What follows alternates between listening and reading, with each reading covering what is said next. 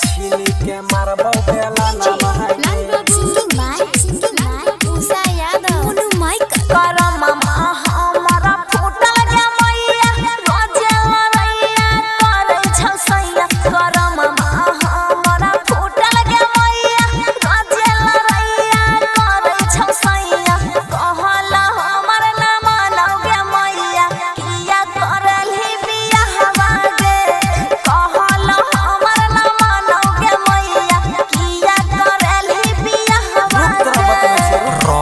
छौटे रहे गे मौगिया नहीं करे इतना घुमाना महगे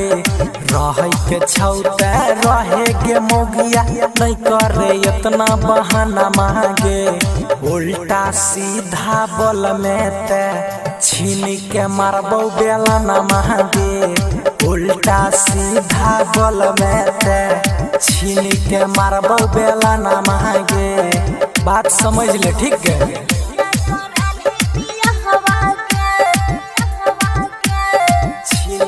मारबो बेला ना महगे उल्टा सीधा बोल में ते छीन के मारबो बेला ना महगे नहीं सुनो बतिया मारा झलतिया कैसे के कट पाए दिन मांगे नहीं सुनो बतिया मारा झलतिया कैसे के कट पाए दिन मांगे घरवा में एक पराया बनाई रहबो पूरा नहीं होता यार मन मांगे घरवा में एक पराया बनाई रहबो पूरा नहीं होता यार मन मांगे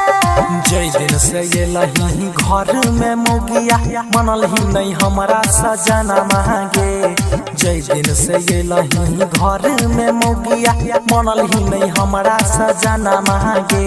आ चढ़ी बढ़ी के बोलवे गे मोगिया छीन के मारबो बेला ना महगे चढ़ी बढ़ी के बोलवे गे मोगिया छीन के मारबो बेला ना महगे सुनै छी ना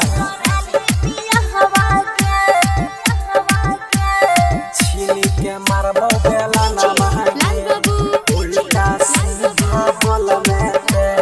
छीन के मारबो बेला ना महगे लाल बाबू के बात में अब के कर दलही सब यार मन मांगे मनवा नीतिशवा के बात में अब के कर दलही सब यार मन मांगे भैया के भेजे ले चल नहीं हरबा नहीं रहबो एक पर घरवा गे भैया के भेजे ले चल नहीं हरबा नहीं रहबो एक पर घरवा तू ही छी हमारा घर के लक्ष्मी तोरे से शोभैया गाना महगे तू ही छी हमारा घर के लक्ष्मी तोरे से शोभैया गाना महगे नहीं जो नहीं हरबा हमर सजनी तोर पूरा करबो सपना महगे